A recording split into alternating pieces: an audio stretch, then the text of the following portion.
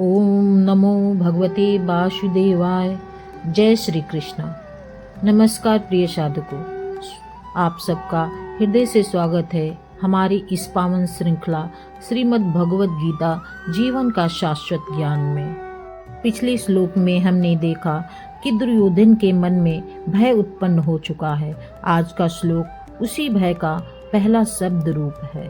आज दुर्योधन बोलता है और उसका अहंकार शब्दों में प्रकट होता है। तीसरा श्लोक है, पश्चेताम पांडुपुत्राणाम आचार्य महति चमुम व्यूढ़ाम द्रुपद पुत्रेण तव शिष्येण धीमता।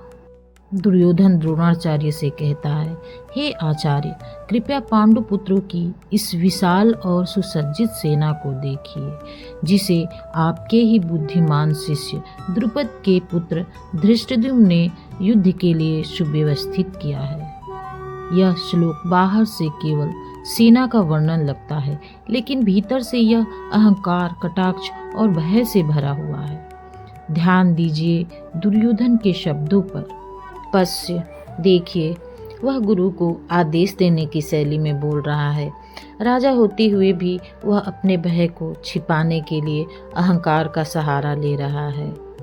तव शिष्येण, आपका शिष्य दुर्योधन यह याद दिलाता है कि धृष्टद्युम्न जो पांडवों की सेना का सेनापति है, आपका ही शिष्य है।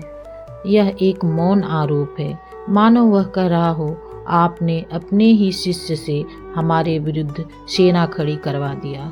यह है अहंकार का सबसे सूक्ष्म रूप। धीमता, बुद्धिमान। दुर्योधन मजबूरी में धृष्टद्युम्न की बुद्धि की प्रशंसा भी करता है। अधर्म का व्यक्ति सत्य को जानते हुए भी उसे स्वीकार नहीं कर पाता। इस श्लोक में गीता हमें सिखाती है, जब मन डर जाता है तो व्यक्ति दूसरों पर दोष डालने लगता है। अधर्म पहले भाषा को दूषित करता है, फिर कर्म को। दुर्योधन को डर है कि सेना मजबूत है, सेनापति योग्य है और धर्म पांडवों के साथ है, लेकिन वह यह स्वीकार नहीं कर सकता।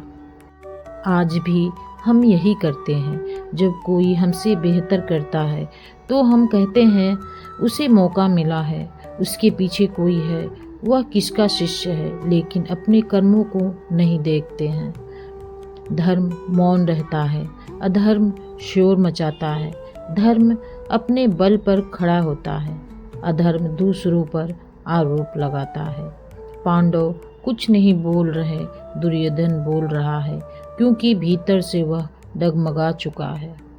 यदि आज आपके जीवन में आप दूसरों की सफलता से परेशान हैं, तो यह श्लोक आपको चेतावनी देता है। दोष बाहर नहीं, दृष्टि भीतर बदलनी होती है, क्योंकि धर्म को प्रमाण की आवश्यकता नहीं होती और अधर्म कभी शांत नहीं रहता। यदि यह श्लोक आपके हृदय को स्पर्श कर गया हो तो इसे केवल सुनिए मत, अपने आचरण में उतारिए। श्री कृष्ण शरणम मम। जय श्री कृष्ण।